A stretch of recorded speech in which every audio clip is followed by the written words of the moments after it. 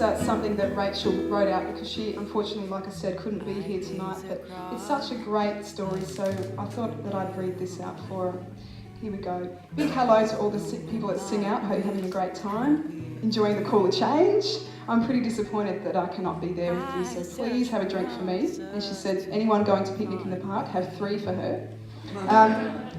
If you're wondering why I'm not here, it's because a few months ago I chose to go back to Renmark for a season of fruit picking in an attempt to get fit and look for a good feast.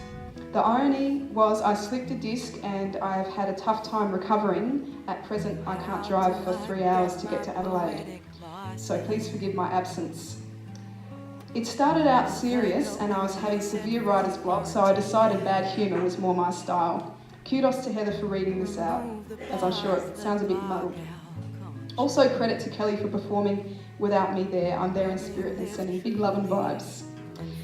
So here is a tried to be brief, but I think I've rambled on, bio of me and what inspired the lyrics for the song. My name is Rachel Rivers, I'm 32 years young and I grew up in the mining town of Broken Hill. I was raised by my parents as Jehovah's Witness in a small congregation of 70 people.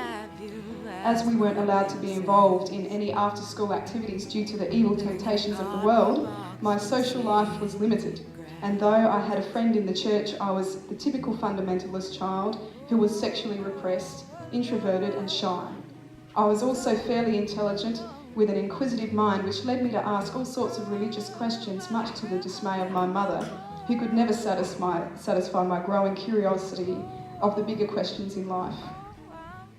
It was these lack of answers and my growing awareness of my attraction to girls that eventually led to some tortured years of teenage angst and depression and self-hatred. At the age of 15, I was tragically in love with my best friend in school. We had an intense friendship and we both had issues that led us to running away from home after a failed attempt at a packed suicide. I thought she had similar feelings to me, but my fear of rejection stopped me from confronting the issue. We were found that night in the next town, more than 300 kilometres away. Needless to say, our parents were upset and it put a strain on the friendship. A year later, she had left school and lost her virginity to her boyfriend at the time. I knew our friendship was over. My window of opportunity was gone due to my fears, and this became a theme in my crushes on local girls. Being in the early 90s, there wasn't a lot of positive gay media out there. My one personal idol was our local music shop owner, Gary, who was gay, and I found through my escapism in music a man who I admired and felt there was one place I could go and feel accepted, even though for many years he didn't know it. He helped me keep sane and we shared a love of techno and dancing. For any of you who don't know Broken Hill, think of Mad Max and Priscilla, Queen of the Desert. Both movies were filmed there. Words that come to mind are isolated, dusty, isolated, dusty, isolated. Get the picture? It is also famed for having a pub on every corner, and in its peak era during the early mining years, there was over 50 pubs in a town population of 20,000 people. So growing up as a girl trying to stem her growing attraction to women, being surrounded by a lot of sweaty blue singlet, thong-wearing, drunken, small-minded miners at the bar just encouraged my desire of the bevy of beauties on the dance floor. The men never danced, so I would get my drink ASAP and follow the yellow brick road. But no matter how drunk I was, I could never pluck up the courage to approach a girl. I felt trapped in a straight world, and my biggest fear at the time in the early 90s was that being considered a butch lesbian was the equivalent to a sleazy guy, and the feminine part inside of me recoiled in horror. And she doesn't mean any offence by that connotation there, butch lesbian equating to a sleazy guy. That was back then how she felt. I felt pressured that if I wanted any action, I had to play a certain role, and it didn't fit me. I knew this was wrong and felt the only way around this was to get out of Dodge and go somewhere bigger, to find a gay community where I could explore all these confusing gender roles. When I was 19, I escaped with a friend to Cairns, only to be blown away by cultural diversity, hard partying, and a growing interest in drugs and exploring perceptions of reality. I was still asking all the big questions and trying to undo 15 years of brainwashing that the world was going to end and I quite possibly was going to hell for wanting to express that part of me that felt such love and warmth. After 2 years of working 2 jobs, more than 60 hours a week, but partying really hard on the weekends, I was still in the closet. Hadn't had sex with a woman, but had experienced a lot of one-night stands with men. Some part of me was being held back. I didn't want to live a double life. I was angry that my parents never confronted my years of depression and what I thought was obvious homosexual tendencies. If they couldn't accept me and God couldn't accept me, then who could I share my happiness with when I found a partner I wanted to share my life with? I loved my family and didn't want to lose them. And the reality of their conditional love hurt me so much that I couldn't conceive of happiness without their support.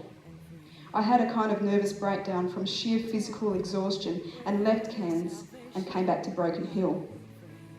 I realise this bio is growing and it's hard to condense so much life into a page, so let's just say that the next 6 years were a combination of working, still asking the big questions, smoking dope and reading to find the answers, and eventually hitting the new millennium, being interested in New Age philosophies, learning about energies, having some spiritual experiences with meditation, reading Eastern views and discovering ways to heal my psyche and learn to love and accept all aspects of myself.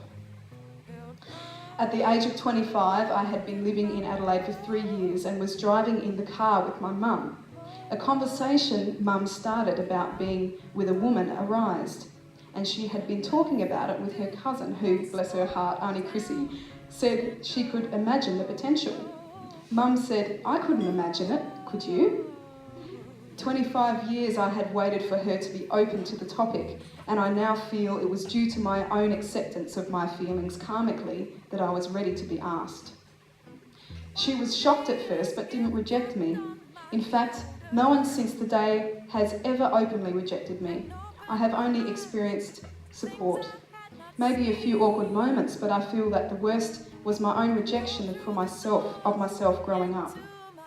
Shortly after coming out, I fell in love, and yes, to quote the L word, we U-hauled pretty quickly.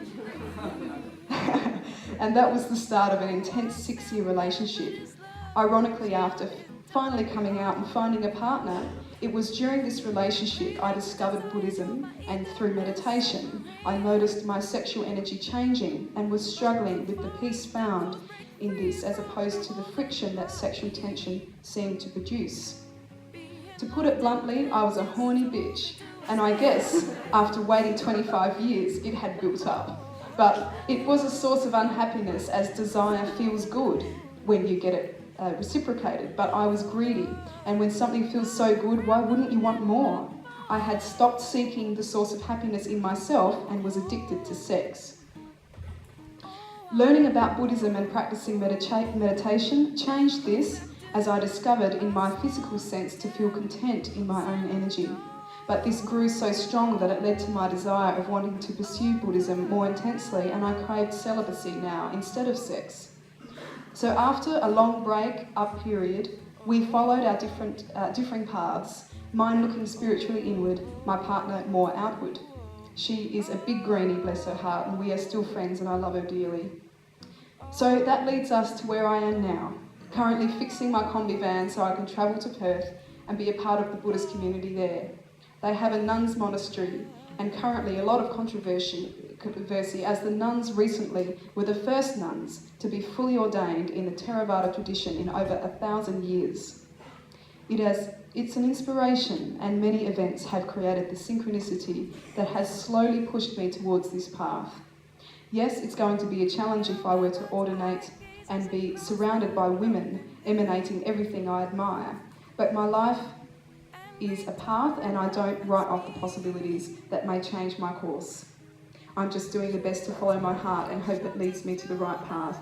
If not, well, hey, maybe Kelly, you can write part 2 for the feast in 10 years' time. And then she just says, thanks for all coming out, and I hope you enjoy the song, and that she really enjoyed being a part of the project, and was very inspired by Kelly. She's an amazing, talented woman who made the experience enjoyable, and it was a joy to share with her my story. My deepest apologies for not being there. So what a wonderful story from Rachel Williams.